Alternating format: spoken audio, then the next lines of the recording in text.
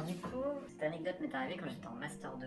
J'ai eu la chance de trouver un stage où le terrain de géosciences, de géomorphologie, donc d'études des paysages, des reliefs, était localisé à la frontière entre l'Afrique du Sud et la Namibie. Alors il faut savoir que l'Afrique du Sud, toute l'Afrique australe, c'est situé sur un grand plateau qui fait en moyenne 1000 mètres d'altitude. Puis ce plateau il est bordé par un escarpement, un grand escarpement comme on l'appelle.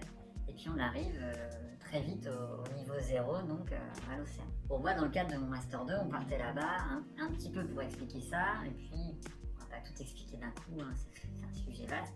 Donc on s'était focalisé déjà sur étudier ce qui se passe sur la rivière qui draine la majeure partie de ce plateau, enfin le fleuve plutôt, qui s'appelle le fleuve Orange. Ce fleuve, il fait la frontière entre l'Afrique du Sud et la Namibie. Donc on part en avion là-bas, on loue un 4x4 avec les tentes qui se déplient du toit pour être autonome.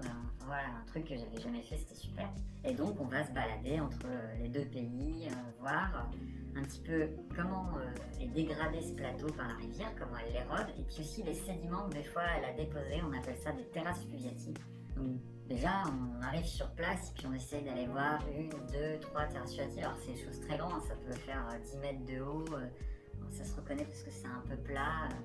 De faire une bonne dizaine, quinzaine de kilomètres carrés, je pense, au moins. Puis on essaye d'aller voir une où il y avait une petite carrière, puis bon, très vite, on se fait rattraper par la patrouille, par les vigiles, parce qu'en fait, le fleuve Orange draine les zones diamantifères du plateau sud-africain. Et donc, des fois, il a redéposé des diamants. Donc, ces terrasses-là, elles sont exploitées, entre autres, pour le diamant. Donc, c'est un peu compliqué notre tâche. Donc, on se baladait là, le long du fleuve Orange.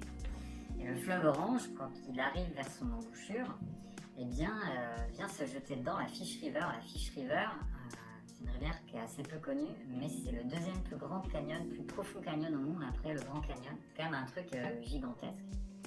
Et ça vient se jeter donc, dans ce fleuve Orange. Et donc nous, on voulait franchir la Fish River pour aller jusqu'à l'océan ce jour-là. Au final, pour terminer un petit peu ce côté-là du fleuve et voir s'il n'y avait pas d'autres observations à faire.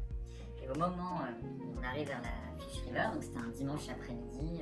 Alors déjà, il y a une autruche, ça arrive souvent, moi c'était la première fois, mais qui se met entre les roues, là, qui court devant la voiture. En fait, ça reste là et ça a du mal à s'écarter, donc suivez une autruche. Il faut faire attention parce qu'il paraît que c'est pas très sympa quand ça pince.